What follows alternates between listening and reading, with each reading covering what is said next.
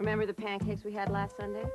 How can I forget them? They're still here. From today on, I'm making Bisquick pancakes. They're light, fluffy, and Bisquick doesn't have cholesterol. What do you think about that? I love you. Bisquick makes today's pancakes. Hi, I'm Lyle Wagoner. If you haven't heard about the new generation hair growth system and how it may help you if you're losing your hair, then call this toll-free number to get this free information on the product that has helped millions. Just listen. Eventually, about 30 to 40% of my hair came back. And in 3 months, it stopped thinning. A lot of this is new hair I didn't have 3 years ago. Will the new generation hair growth system work for you? There's only one way to find out. Call for this free information now.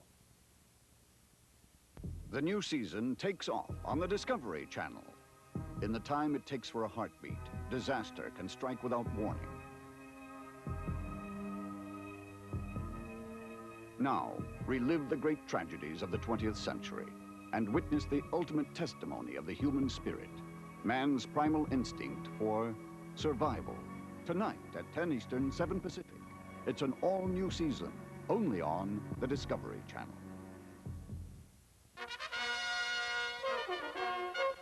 The following presentation is a world television premiere of the Discovery Channel.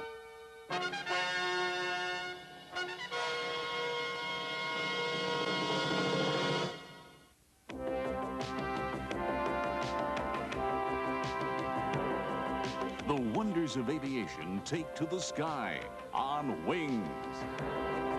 On this episode, originally conceived as a manned missile, this plane soared to record heights, yet was the center of controversy on the ground. Considered the prototype for all future jet fighters, the F-104 Starfighter. No designer working on a new plane would even consider that the aircraft might be in production for 30 years. Put simply, that does not happen. So, if that is the rule, there must be an exception.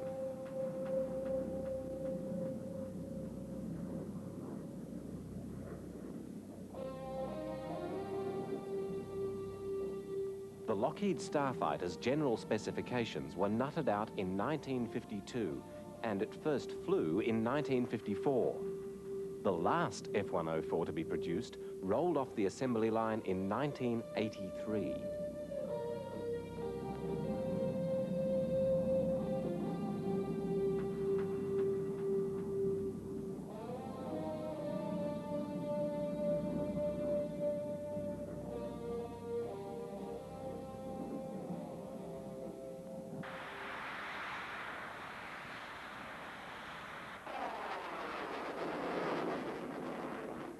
In the early 1950s, with the Korean War making new demands on US aircraft, the designers were confronted by a problem in the available engines. A new generation of engines was being developed, but these were still at very early stages, and the timetables for their availability were undetermined. Hence, the designers were uncertain whether to proceed with established, quite limited power plants, or wait for the new, lighter, and presumably more powerful projections.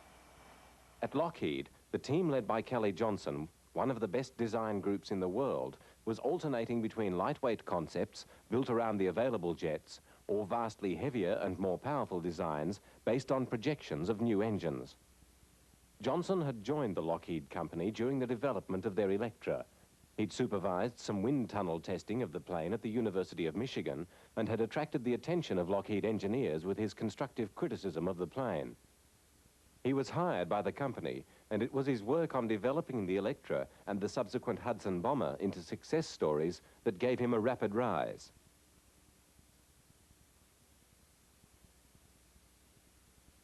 His innovative and intuitive work brought great reward for the company. The P-38, unorthodox, long-ranged, a pleasure to fly, was typical of his unblinkered approach to design solutions. It was a success as a plane and as a financial proposition, being manufactured in large numbers. The Lightning's twin boom can be seen as part of the pace and engineering daring of development in aviation during the 30s. However, with the end of the war, things got a lot quieter. Still with much activity around the new jet engines and in civil aviation, but with little of the pre-war impetus and only limited funding. In the USSR, unlike most post-war countries, design of new fighter planes continued at a great pace. A long series of new designs appeared, and though some of them were woefully inadequate, eventually Russia began to make very impressive military aircraft in large numbers. The popular Western perception of the Russians was that they lagged in design and industrial competence, and so the state of development of their planes came as a shock to many when MiG-15s appeared in the sky of Korea. The US pilots, hard-pressed in their sabres to keep on top of the MiGs, called for radical new planes to give them back the advantage that they had been encouraged to take for granted. Kelly Johnson, visiting Korea, repeatedly was told by the pilots that they needed a plane with the edge on the Russians in height and speed, and they needed it soon. That settled the debate on Lockheed's next project. Seeing the need as being a plane that would go as high as possible, as fast as possible, he determined on a lightweight fighter. In a short time, he settled on what was to be the 104's most controversial design element, its extraordinarily small, thin wing. This was a departure from most contemporary thinking. In addition to its size, the wing also disregarded the highly swept shapes that had been adopted for supersonic flight. Wind tunnel testing began on hundreds of variations around the basic concept. Much of the testing was directed at proving the wing, because of the many doubts being expressed about it. There were those who believed the wing could not be built to fly at all, those who did not believe it could be built to cope with super high-speed stresses, and those who thought that even if it could be built and cope with the speed, it would not be able to lift any worthwhile payload. It was to be only 7 foot long and to go from being just over 4 inches thick at the fuselage down to under 2 inches thick at the tip. New boundary layer control was employed to allow the tiny area enough lift for a short landing length, but it would have no internal provision at all for guns or wheels. Many elements of the design were studied during the supersonic wind tunnel testing. Here, attention is focused on the air intakes, seeking to prove that the shock waves round the inlets allowed for controllable and dependable supply to the engines. This footage, taken near Mach 2, shows the shock waves around the model in tests to establish the pressure loads in the ducting under various flight conditions.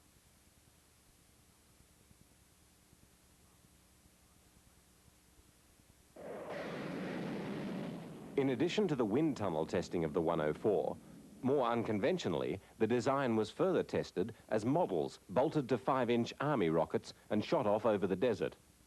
These tests reproduced fairly accurately the types of stresses that very high speeds and accelerations would exert on the wing at lower altitudes. Not only did they allow for testing of the shape of the wing, but also its construction. Though apparently eccentric, the rocket firings were a very valuable tool for the engineering team. Tests on the tail were also conducted. It too was designed to be very thin, and there were many people unconvinced that it could be given enough strength. Once again, the tests helped the team to sort out the best combination.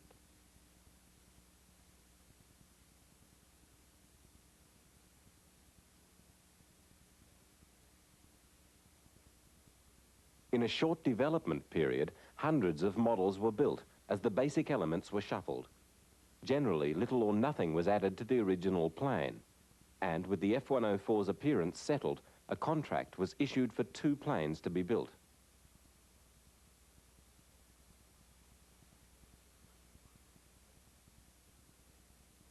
The first step in the fabrication saw the 3 fuselage modules mocked up in full scale.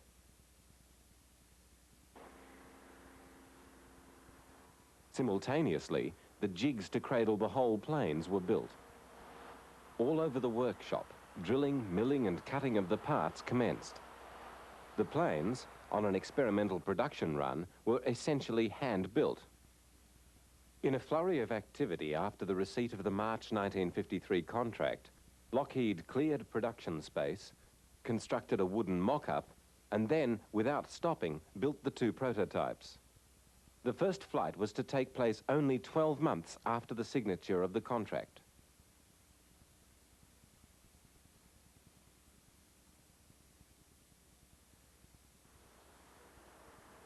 The achievement in that 12 months is astonishing.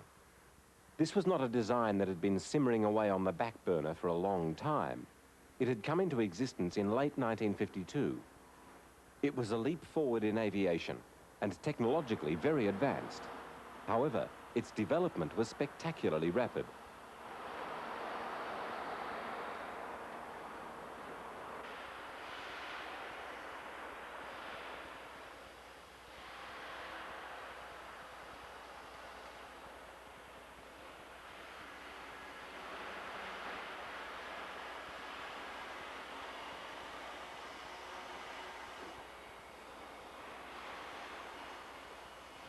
The controversial wings were not made to go through the fuselage, as with most of the fighters of the day.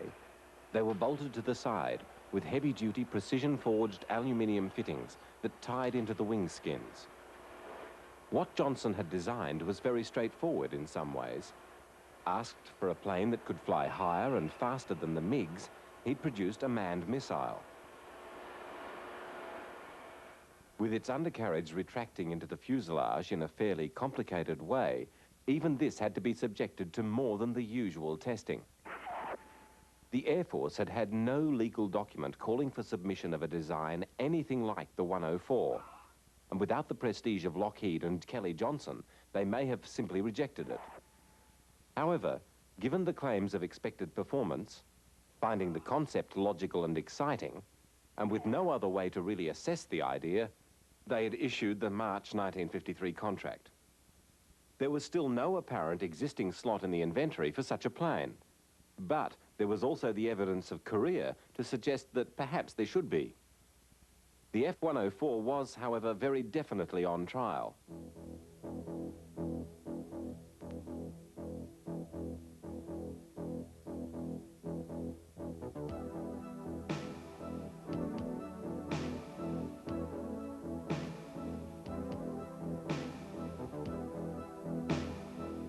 The construction of the plane went ahead rapidly, with the major sub-assemblies coming together and vibration testing at Lockheed's plant.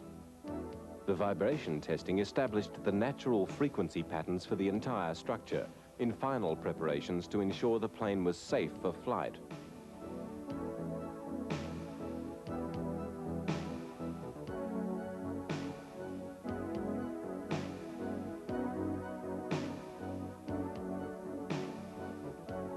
The F-104 prototype left the Lockheed plant in the early morning of February the 25th, 1954, amid tight security, and was transported to Edwards Air Force Base.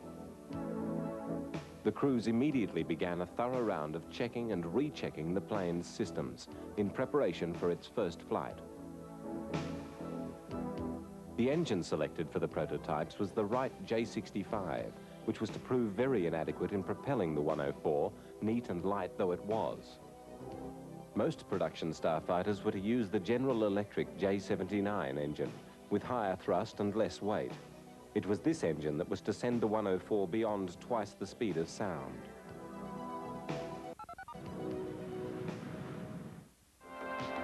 We will return to Wings in a moment. Fitness Quest presents Charlene Tilton. I work hard to stay fit, and I love it. So I'm glad I discovered this lean, mean sit-up machine, the Abdominizer. It lets you rock your way to a firmer stomach in just minutes a day. The patented Abdominizer creates an automatic pelvic tilt that targets stomach muscles while cushioning the tailbone and lower back. It's as close as science has come to the perfect sit-up for upper abdominals. Knees in like this works lower abdominals. And this built-in rocker mechanism even gets those hard-to-work lateral obliques. The Abdominizer really works for me. And it can work for you, too. So if you're serious about your stomach, call toll-free now. Over 1 million satisfied customers. Call 1-800-242-3600. Use your credit card to avoid COD charges or send check or money order for $19.95 plus $3 shipping and handling to Abdominizer, Department 40, Canton, Ohio. That's 1-800-242-3600.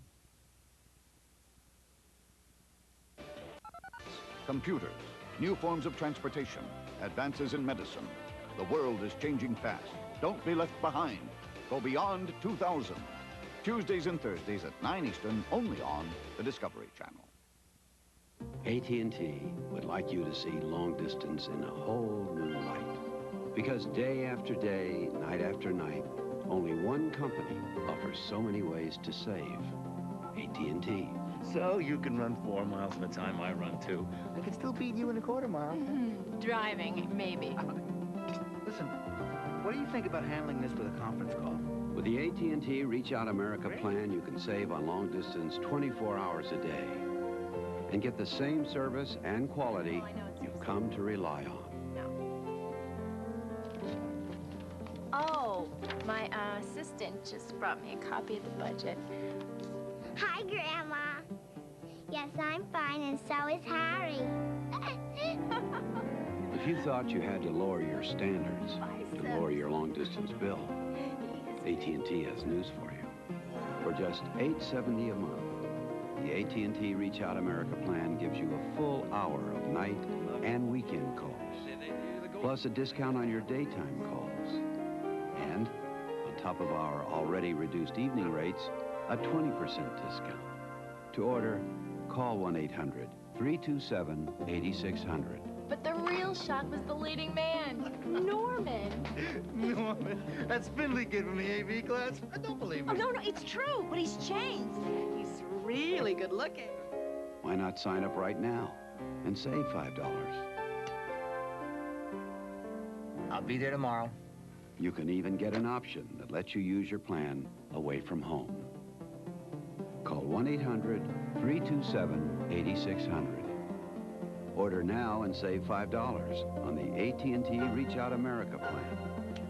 Find out how you can save on long distance 24 hours a day. AT&T, the right choice.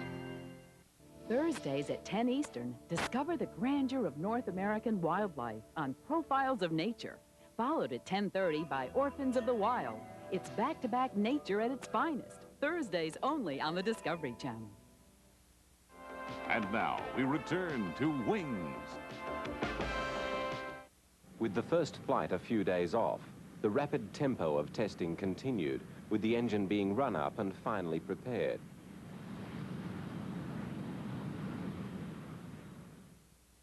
Although the test pilot Tony Levere had made a skip-off during taxi trials on the 28th of February, on March the 4th, 1954, the 104 was rolled out for its first official flight.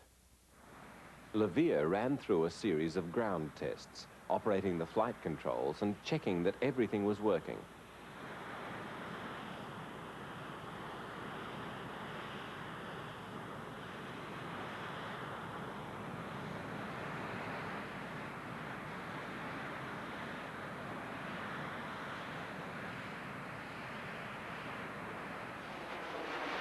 Satisfied that all was well, he then started down the runway and lifted the 104 into the air for the first time.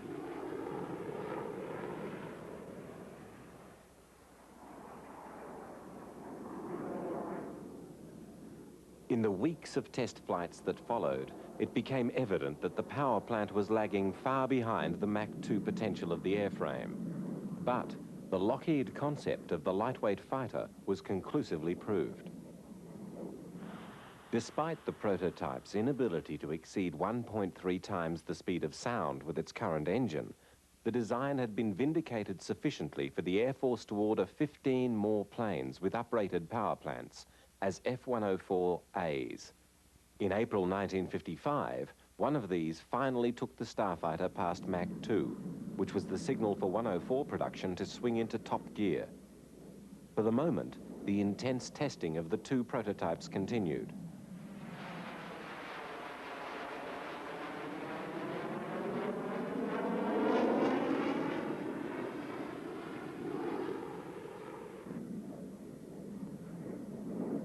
The prototypes, seen here flying together, were both to be lost in accidents during the test period, which was long and troubled. There were many incidents where bugs in the plane's engine or its other equipment were encountered, often in situations that were either potentially or actually very dangerous.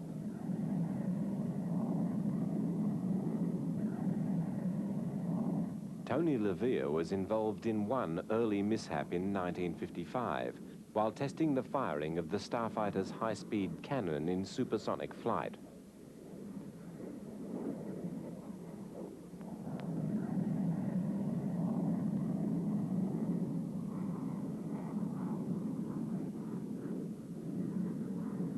After a trouble-free first firing, LeVere started the plane on another run, ready to fire the gun again. This time, something went dreadfully wrong, and the plane lost all engine power. LeVere found himself having to make some very quick decisions. He was about 40 miles from base, but high enough theoretically to be able to glide back to land. This is what he set out to do, knowing that he still had a margin to eject from the plane, but also knowing that very soon he would have to commit himself to the landing as he passed below the safe limits for the ejection seat.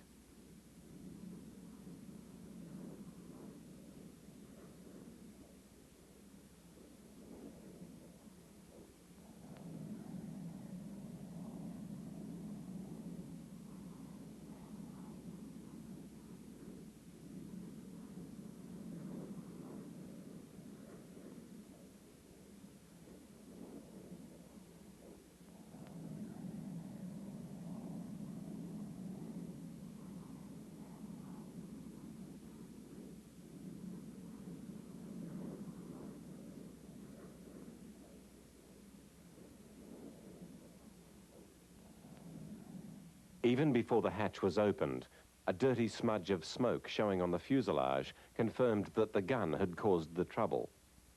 Behind the gun, in the gun compartment, was a hole blown into the plane when a cartridge had ejected backward through the gun baseplate.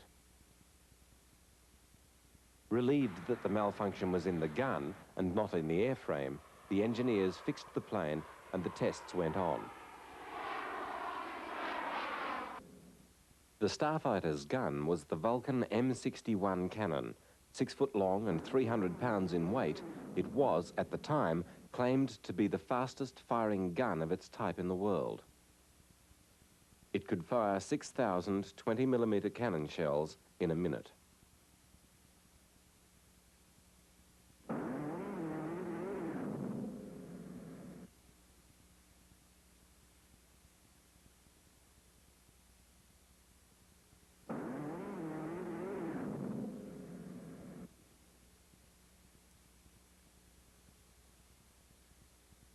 The design borrowed 2 features from the famous Gatling gun, first patented way back in 1862. Both had a rotating cluster of barrels and both were externally driven. Rigidly clamped together, the 6 barrels gave each other support and the installation did not have the whip of a single barrel. In addition, the arrangement centralized the recoil of the gun. In contrast to the hand-cranked Civil War Gatling guns, the M61 was driven with electric power from the plane. This did away with any need to attempt to trap and use the exhaust of the gun firing, which meant that the installation was less susceptible to corrosion or fouling. Each round was fired independently, eliminating the erratic recoil of multi-gun and gas-reloaded options. At the time, the M61 was a new weapon, and the troubles that it caused in the early days of the 104 must be accepted as part of the teething that can be expected with any piece of advanced equipment. A comparison of the Vulcan with the US Air Force's previous preference of machine guns is difficult. In hitting power, range, speed of fire, the effects of the plane on the gun's action, indeed all measures of effectiveness, the Vulcan has such a wide margin of superiority as to render such an evaluation meaningless, even with consideration of multiple machine gun installations.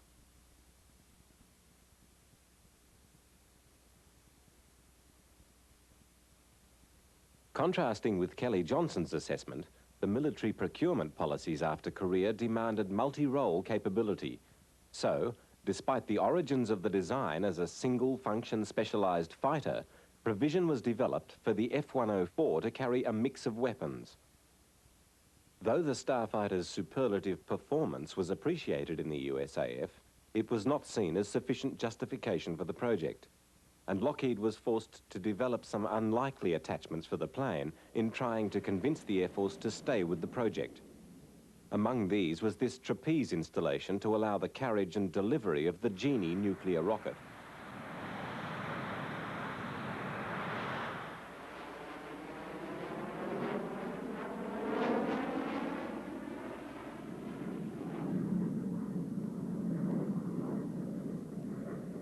This clever launching mechanism was another product of Kelly Johnson's intuition. Put the challenge that his plane could not deliver the device over a combat radius of 650 miles, Johnson undertook to have it do just that within 60 days. The tiny starfighter's fuselage was already fully occupied, and a major influence on the launcher was the need to keep it out of the way of the undercarriage.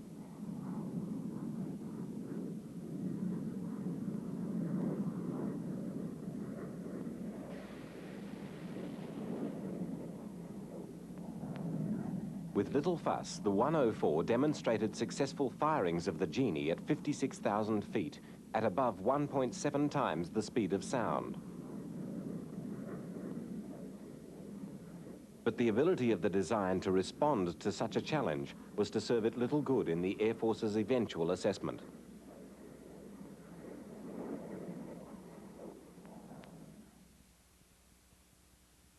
Lockheed tested a variety of weapons delivery attachments and external fuel tanks, increasing the range and versatility of the plane, but still could not rescue the project.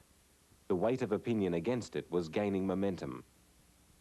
The 104 was very much in the right place at the wrong time. It affronted most of the prevailing trends in design. Where other fighters were getting bigger to do more things, Kelly Johnson had abandoned all but the essential ingredients in getting the plane's size down to get Mach 2 out of a single afterburning turbojet. But this condemned the Starfighter to a very limited career with the USAF. There was simply no way to cram all the rapidly expanding hardware of radars, aiming controls, and other new avionics into the little plane. Its capabilities were not to be matched for many years, if they've ever been effectively matched. But the fact that it could do a lot of things that its heavy brethren could not do was ignored in the overall antipathy towards lightweight fighters. It lacked all-weather capability, lifting power, and range, the assessments said, and these perceived failings were eventually to decide the issue. The project was set for financial failure, but the work that had started on giving the F-104 greater versatility went on apace, trying to forestall the inevitable and keep the Air Force involved in the plane.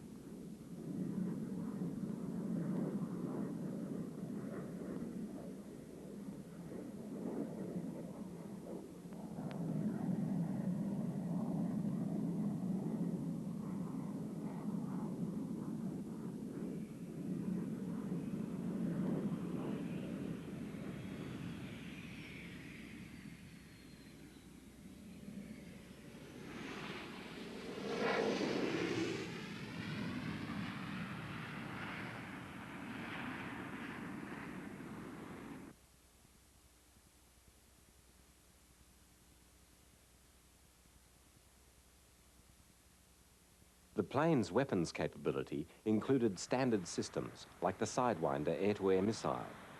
There was no question that it was an effective firing platform.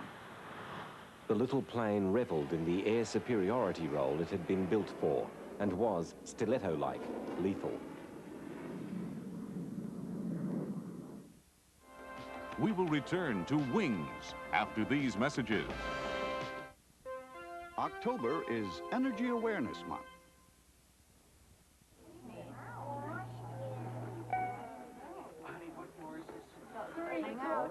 Out, please. Aren't you glad you used dial? Wait, go. Oh, press that button. No. Don't you wish everybody did? Did I do that? He who brings me the kingdom's most valuable object shall marry my daughter. Sire, I slay 2 dragons for the kingdom's most valuable object. Next. I swam crocodile-infested waters for this. Next. Sire, I didn't slay any dragons, but look, a Sony Trinitron XBR, incredible picture, amazing SRS stereo sound. Nothing's more valuable. Bingo! The Sony Trinitron XBR TV. Every castle should have one. Lately, Showtime's been making claims we think are overinflated. They say they have big films, but they don't say how many. That's because it's HBO that has 8 out of 10 of the year's top movies. Hits like Rain Man, Coming to America, Crocodile Dundee, too. And you won't see Mike Tyson on Showtime either, because HBO's got him, along with nearly twice as many original programs. So considering all the facts, nobody brings it home like HBO. There are two ways to make a Volkswagen go fast.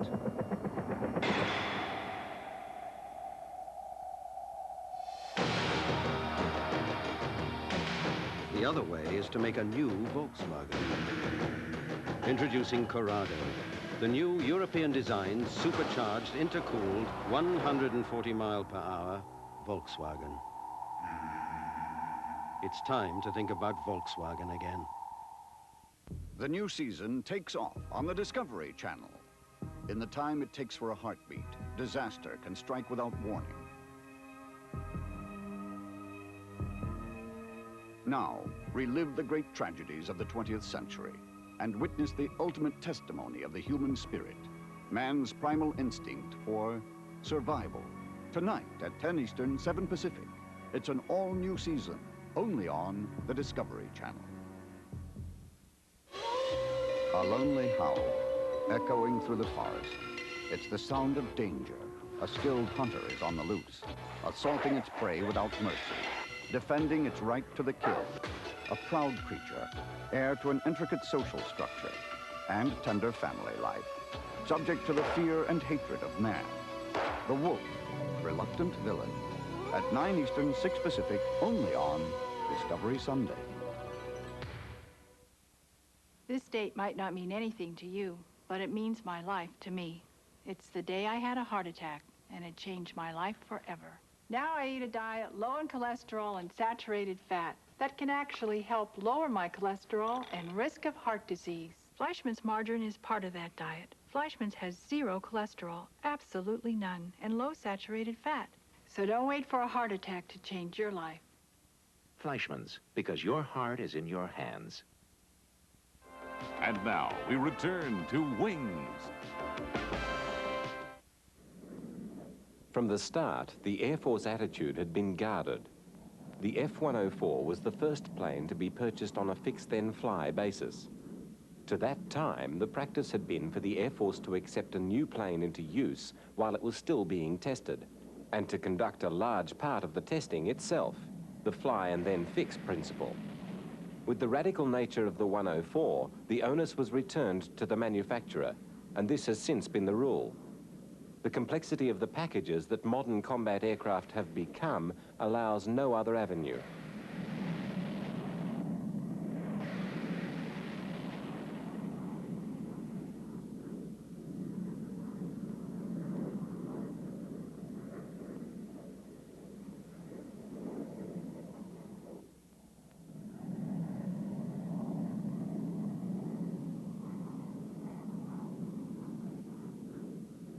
As the prospect of large USAF orders faded, another market was quietly revealing itself in Europe.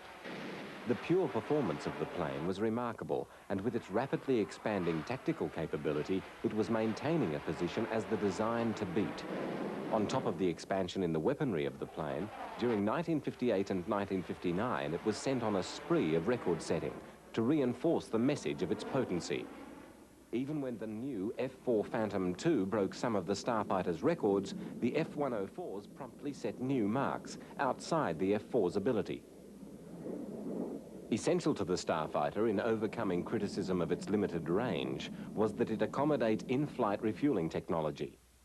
At the time, this was still very new, and expensive lengths were gone to in setting the plane up.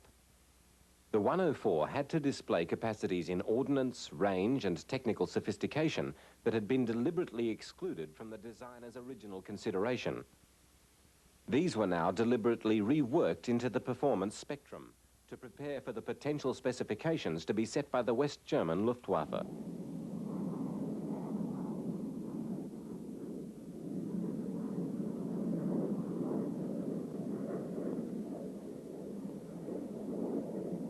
To be able to sell the planes in large numbers still required overcoming the same problems that the USAF had set.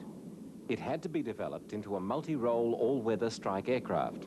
And, with question marks already over the plane, it had to compensate by not simply succeeding, but excelling in the tasks it was set. Even so apparently simple a task as aerial refueling.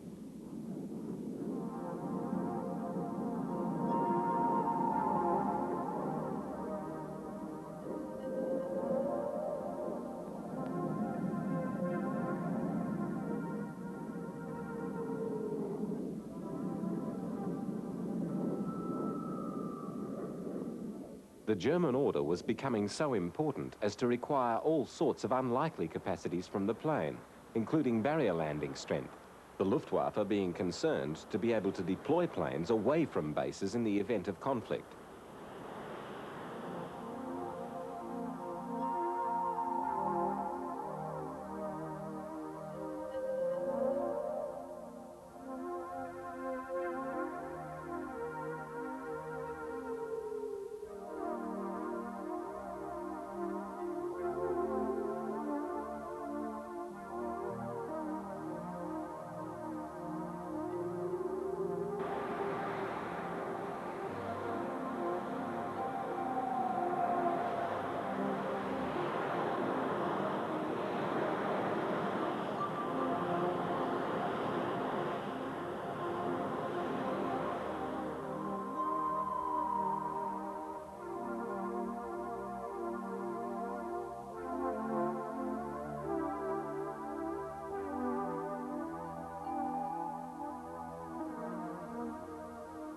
The plane displayed that it had the strength to cope with this artificially shortened landing, but the challenge to the pilots was another thing entirely.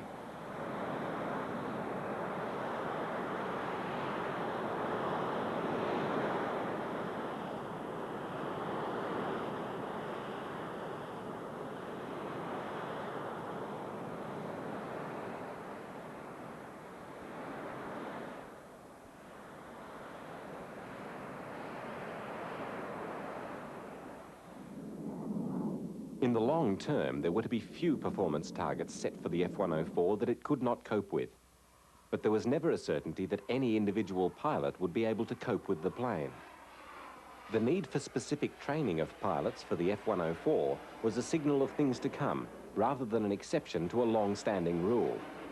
A properly trained pilot flying a well-maintained 104 was not at risk, but when an unprepared pilot met the plane, the combination could be lethal.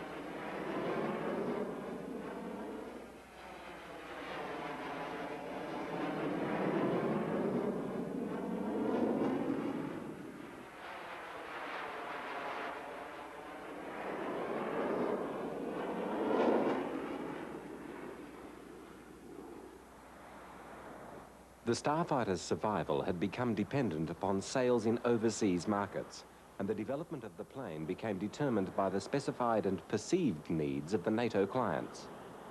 If Germany needed short takeoff and landing, then Lockheed would show successful crash barrier landings and zero-length launch capability. Here, on the first occasion that such technology was tested, the truck-mounted rocket-propelled launch system is demonstrated with an F-84. First unmanned and then with a pilot, the launches were executed satisfactorily. Nothing very useful was to come of this development, but the potential for its successful employment with the Starfighter was a valuable string to the project's bow in the eyes of the Luftwaffe. With West Germany being the border between eastern and western spheres of influence, it was essential that no less than the other European states she retrieve her power as a military force, not only in weaponry, but in industrial capacity. Unlike the situation at the end of the First World War, there was a perception of a need for a strong Germany at the front of the Western Alliance. Germany's logical concerns became considerations for the company strategists working on selling the 104. The concentration on Germany's conceivable needs was reasonable. NATO needed new arms, and there was a healthy desire to standardize the NATO armories. If the German call for new equipment could be won for Lockheed, the signs were that many other orders would be won at the same time.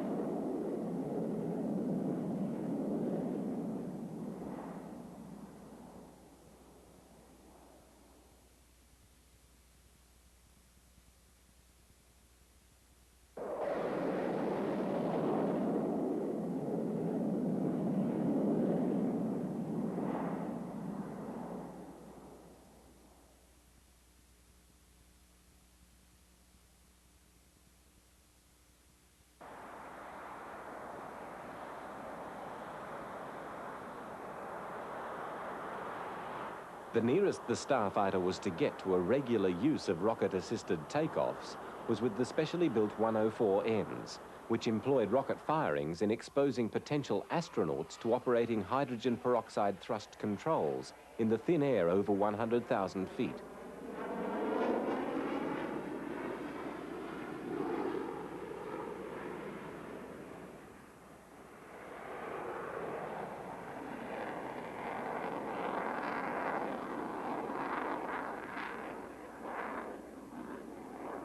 One of the developments that saw the F-104 concept saved was the two-seat variant. US fighters always seemed to have a trainer or reconnaissance version that used two seats, and the F-104 was no exception. The Germans were primarily after a ground strike aircraft, but also were looking for a jack of all trades, and a twin-seat variant was very much part of their thinking. Lockheed's sales strategy included a production offset package that would see the planes manufactured by cartels of European aviation companies. The shot in the arm for European aerospace capability from the construction of these new factories was one of the clinching factors in the successful campaign.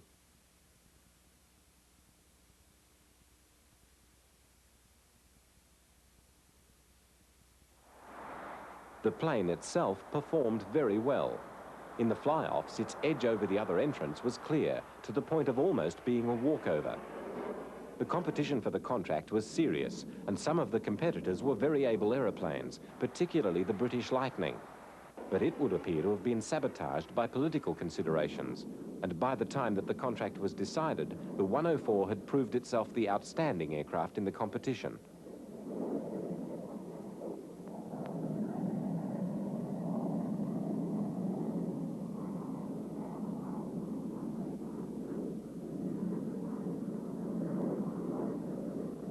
The development period had been long and plagued by various troubles, and the plane's reputation as a hot ship had cut a bit both ways, in that its unquestioned performance could be very unforgiving to the unwary pilot.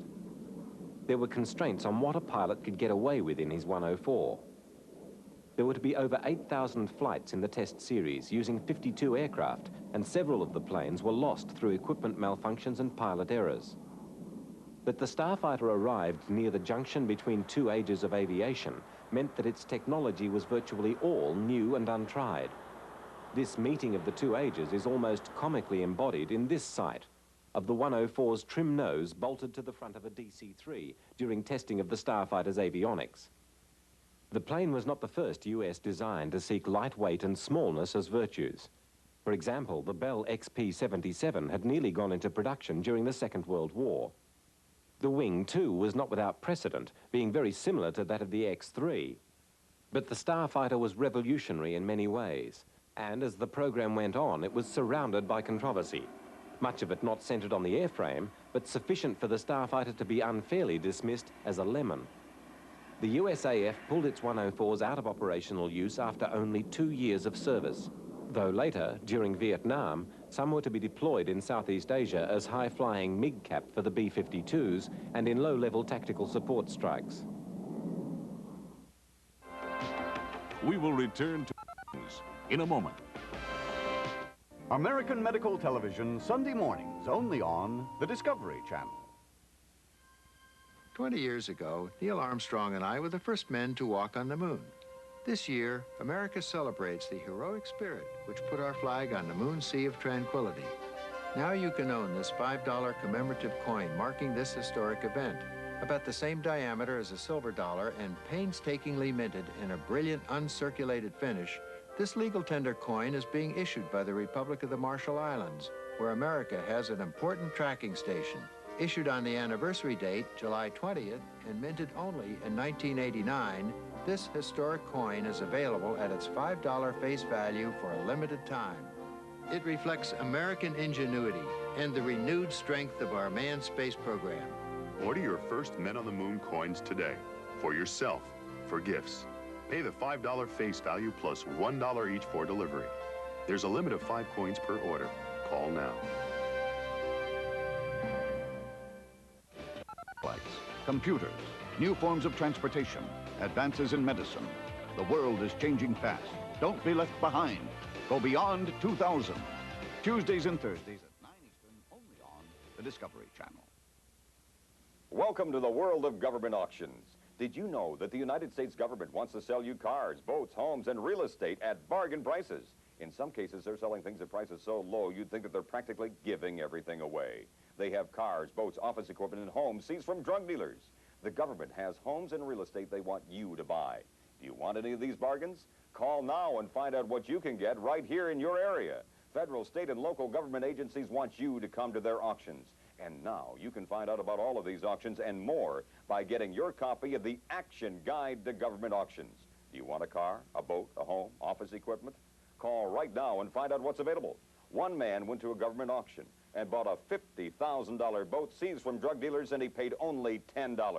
Get your copy right now. Operators are standing by to take your order and to tell you what's available in your area. Call 1-800-822-2470. That's 1-800-822-2470. This Christmas, make Christmas greetings from the Columbia Music Collection a part of your family's holiday tradition.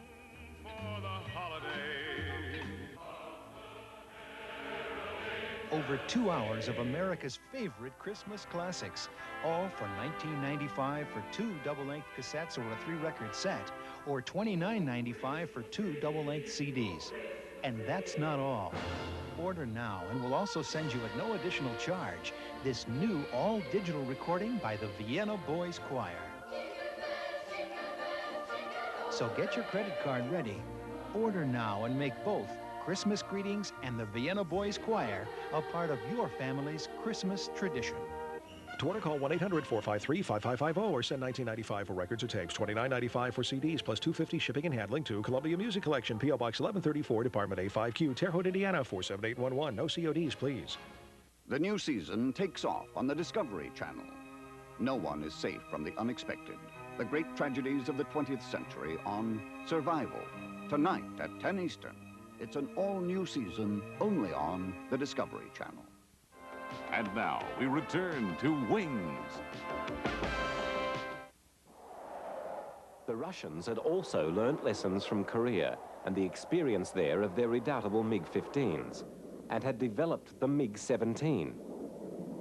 Where the starfighter sacrificed almost all in the quest for speed and climb, the USSR developed a radically different requirement, issued in 1953. This was for a short-range interception fighter. High performance was stipulated, especially in speed, climb rate, and rate of turn. The primary armament was to consist of air-to-air missiles, internal cannon, and a light ground support bomb load. The MiG-17s were basically an updated 15, with better handling and a more sharply swept wing and tailplane. It was to be built in very large numbers, and though theoretically obsolete even when first proposed, it defied this assessment and proved a very valuable and effective plane, even in the mid-60s in the skies of Vietnam.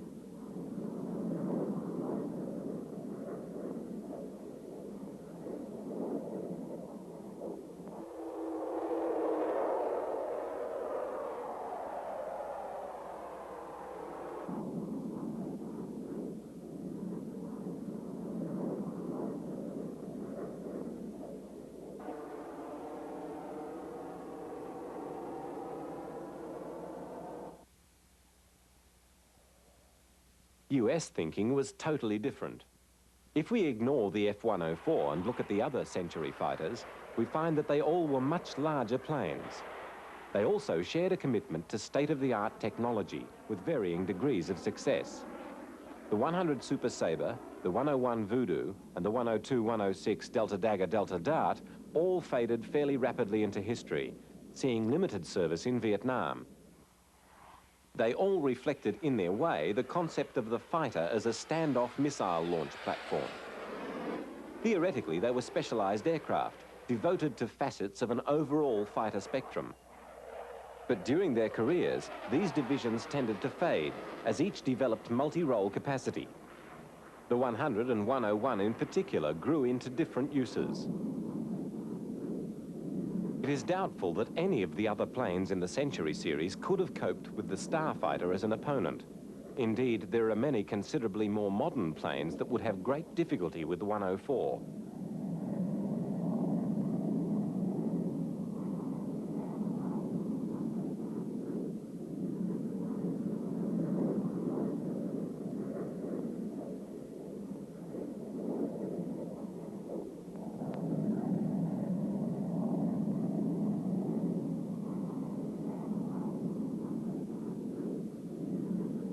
The overseas sales program with the Starfighter not only rescued the project from the brink of financial disaster, but made it into an outstanding success for the company. With the deals on production, it went into service with 14 air forces and was the nearest to a standard Western fighter plane to have been achieved. The fire control systems and other controls were virtually tailor-made for each country's version of the plane, and it came to be used in many ways. The 104 may have had a reputation for demanding the respect and care of the pilot, but it also had a reputation as the hottest thing in the air. The customer air forces around the world employed it in a variety of roles and persisted with its development throughout the years that followed, right down to the last ones, built in 1983.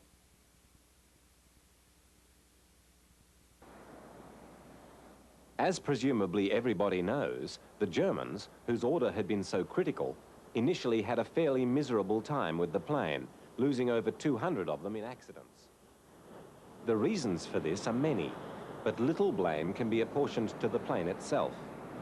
The disaster of its early deployment with the Luftwaffe had complex roots, and it took time to rectify the causes.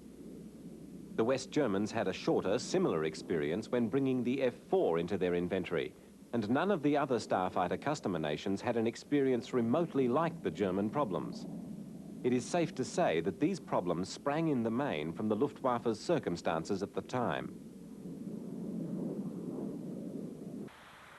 Lockheed maintained its own private Starfighter as a promotional device, flying almost constantly round the world in search of orders, and in later PR efforts to try to rescue the plane from the snowballing bad publicity that was attaching to it, and turning it into possibly the most controversial aircraft of all time.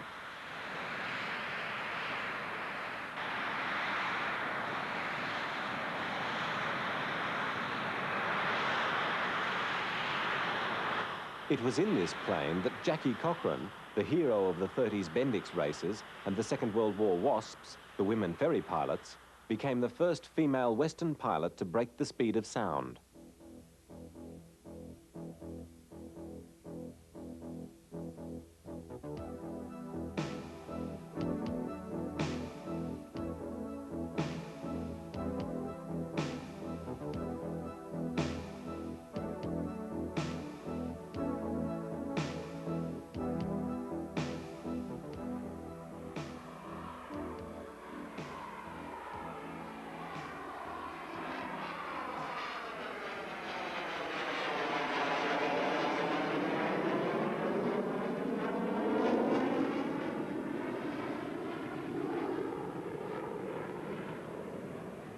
Kelly Johnson's design team proceeded from a plane with almost no wing to a plane with extraordinarily long wings, the U-2 spy planes, and then to the remarkable Mach 3 SR-71 Blackbird.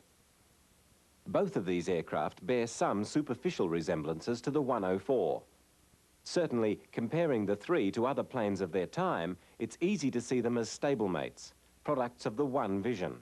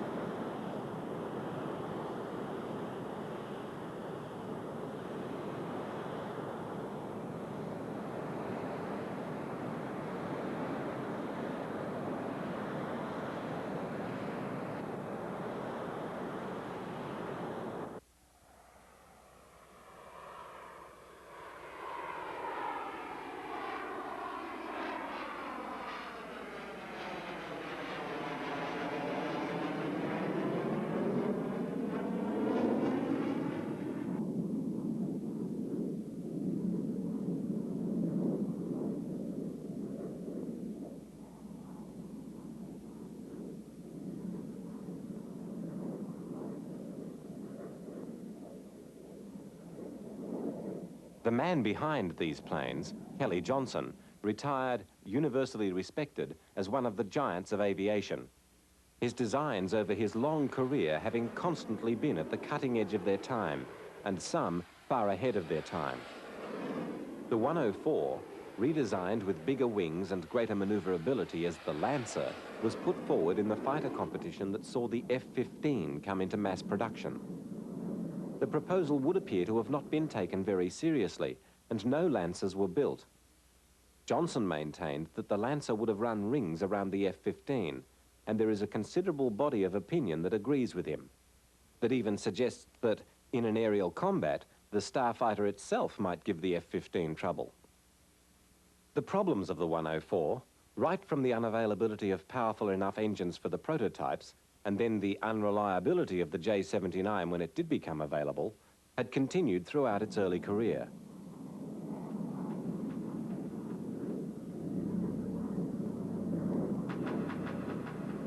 The testing scrutiny of the plane had been without precedent, and the methods and technology of such testing has never been the same since.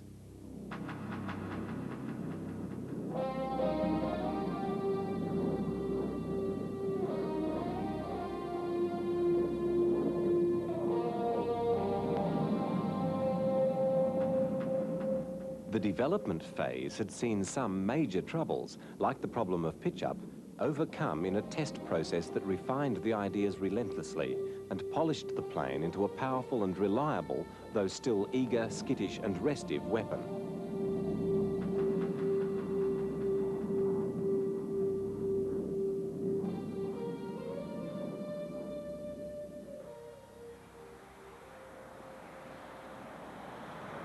Despite being saddled throughout its lifetime with an odious reputation and seemingly never being free of controversy, the 104 vindicated the decisions of its creators. In its long career, it has carved its own very special place in the story of aviation.